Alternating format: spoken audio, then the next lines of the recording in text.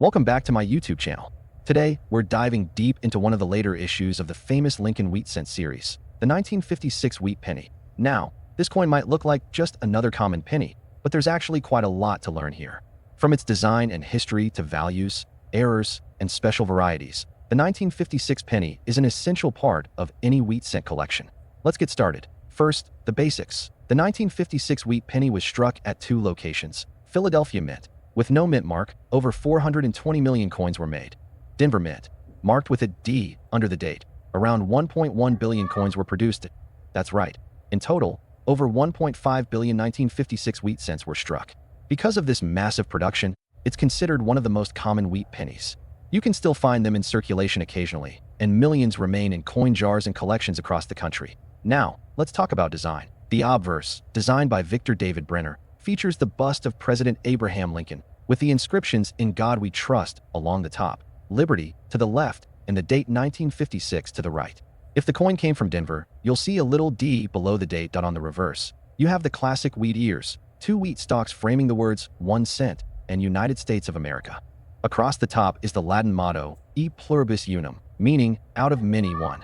Now, even though this coin was minted in huge numbers, not all 1956 pennies are created equal. Let's talk about values. For circulated examples, a 1956 penny is usually only worth 2 to 5 cents. Nothing too exciting. But when you move into uncirculated grades, the values climb. A red uncirculated MS-63 coin might sell for around $5 to $10. MS-65 red can go for $20 to $30, but the finest known examples, graded MS-67 red, have sold at auction for $1,000 or more. But here's where it gets interesting: errors and varieties. The 1956 wheat penny has several famous error types that collectors pay attention to. Repunched mint marks, RPMs. The 1956 D has several RPM varieties where the Denver mint mark was punched more than once.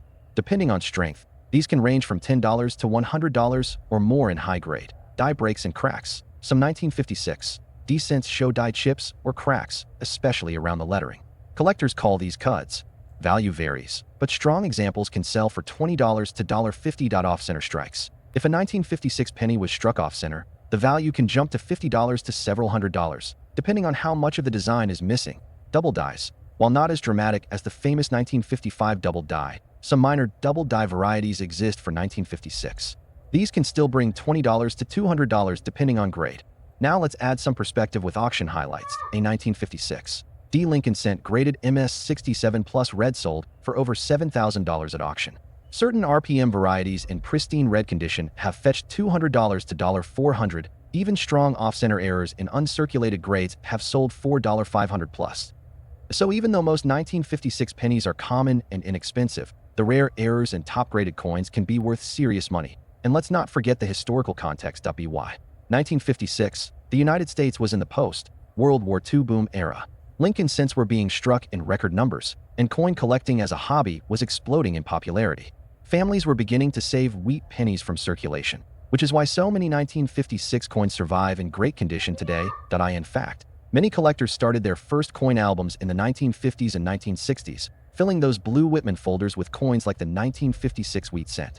That's part of what makes this coin so nostalgic. It was often one of the first pennies young collectors pulled out of circulation. Now, let's recap the key points. The 1956 wheat penny is common, with over 1.5 billion struck in circulated condition. It's worth just a few cents. In gem uncirculated grades, it can be worth hundreds or even thousands. Error coins like RPMs, double dies, and off-center strikes are where the real money lies. Historically, it represents the final years of the wheat cent era, which ended in 1958. While a 1956 penny might not make you rich, it's an essential piece of Lincoln cent history and a fun coin to search for varieties and errors. If you have one in your collection, take a close look. You never know if you've got a rare repunched mint mark or a valuable gem hiding in plain sight.